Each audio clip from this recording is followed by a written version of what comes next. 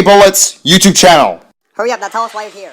The King, Strip Weathers, is widely considered to be the greatest Piston Cup racer of all time, with 203 wins, 5 of them being at the Florida 500, and also winning 7 Piston Cups, only equaled by Lightning McQueen. And also had one of the longest Piston Cup careers in history, racing part-time in 1969, and as a rookie in 1970, racing all the way until 2005, with his final race being the tiebreaker race in Los Angeles. After the 2005 Dynaco 400 ended in a tie, the King Strip Weathers said this to Lightning McQueen, telling him that he needed to get a good crew chief. But who was the King's crew chief? Or crew chiefs, because the King Strip Weathers raced for 36 full-time seasons! Well, the King Strip Weathers had 3 crew chiefs during his career. The first was Dale Incar, who was his first crew chief, being atop the pit box when the King Strip Weathers began his part-time racing career in 1969, and also in 1970 when he was a rookie. Dale Incar would be the King's crew chief all the way until 1990. A big reason why their chemistry was so good was because Dale Incar is the King's cousin. The reason he's not shown on the family tree is because their grandpa is not known.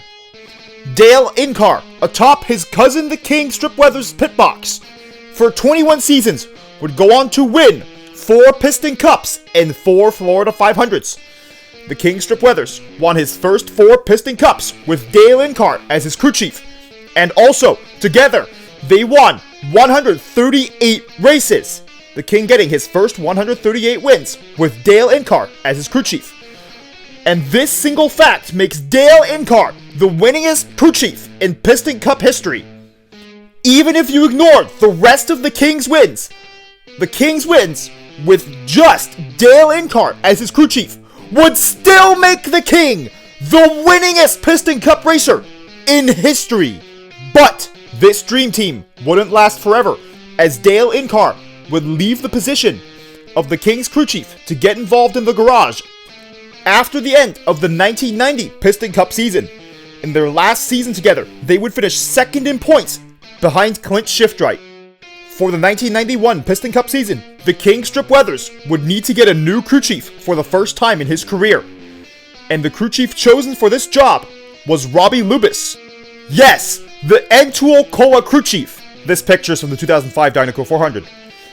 But Robbie Lubis would be the King's crew chief for 2 seasons, in 1991 and 1992. And together, Robbie Lubis and the King only won 6 races! By most race team standards, that would be very good.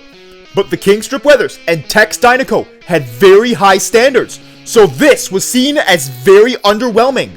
Although, after 35 races, the King Strip Weathers was mathematically able to win the 1992 Piston Cup, he was unable to, and finished 5th in points.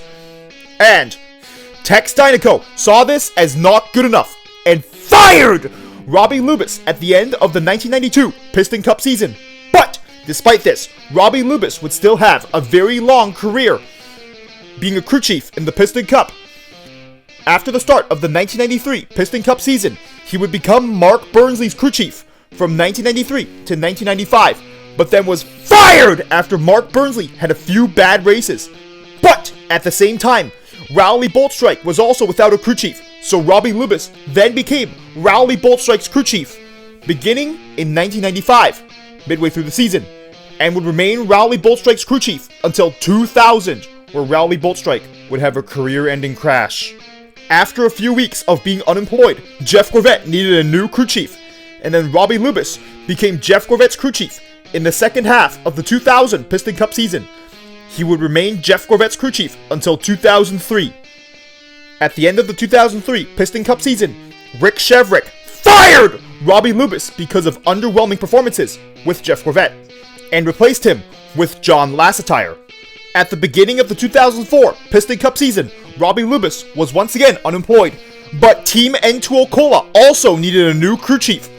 So, Team Cola approached Robbie Lubis to be the crew chief of Manny Flywheel. And Robbie Lubis would remain the crew chief of Manny Flywheel for 4 seasons between 2004 and 2007, where Manny Flywheel would retire.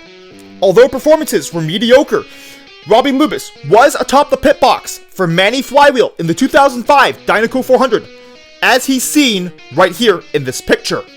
And when the 2008 Piston Cup season began, Robbie Lubis would become the crew chief of Parker Breakston, the next N2O Cola racer. But he would retire in 2012 after 5 more seasons of barely getting Parker Breakston to qualify for races. Now, back to the King Strip Weathers crew chiefs. At the beginning of the 1993 Piston Cup season, Tex Dynaco would hire a new crew chief for Team Dynaco. This new crew chief would be Roger Wheeler. Initially, the King thought it would be a risk hiring Roger Wheeler because Roger Wheeler had never been a crew chief in the Piston Cup before. But it turned out just fine, as the King would win 59 more races, his final 59 races with Roger Wheeler as his crew chief, including another Florida 500, and his final 3 Piston Cups, while the King Strip Weathers was in his 40s. And for the case of the 2001 Piston Cup, when he was 51 years old, making the King Strip Weathers in 2001 the oldest Piston Cup winner. And Roger Wheeler was crucial to the King staying healthy when he got older. For example, Roger Wheeler advised that the King Strip Weathers not go too fast during races to conserve his energy, and also that he should stay away from aggressive racers, and also advised Tex Dynaco to only give the King oil that was very healthy. Initially, the King Strip Weathers and Tex Dynaco were skeptical of this, but they saw the results.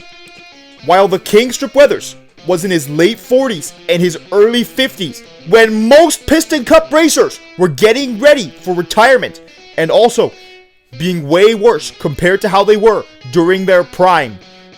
But by listening to Roger Wheeler's health tips, the King Strip Weathers was able to compete for his 8th Piston Cup at the age of 55 in 2005. But the King Strip Weathers decided that 2005 would be his last season in the Piston Cup, and afterwards, Roger Wheeler would retire with the King. Initially, he wanted to be Cal Weathers' crew chief, but Cal's uncle the King would be his crew chief instead. In 2012, Dale Incar would be inducted into the Piston Cup Hall of Fame, and the next year, in 2013, Roger Wheeler would also be inducted into the Piston Cup Hall of Fame. A young, selfish, and arrogant Lightning McQueen might have wanted to ignore the King's advice for getting a good crew chief, but the King Strip Weathers knows what he's talking about when he said that Lightning McQueen needed to get a good crew chief, as 2 out of 3 of the King's crew chiefs went on to be inducted into the Piston Cup Hall of Fame, and both Dale Incar and Roger Wheeler are considered to be some of the greatest crew chiefs in Piston Cup history. And even Robbie Lubis, who was the worst among them, was still a decent crew chief. And now you know the 3 crew chiefs of the King Strip Weathers. And I have also shown some good strategies that aspiring Piston Cup racers are going to need in their crew chief. Good chemistry and good strategies if you want to be like the King and become a Piston Cup champion.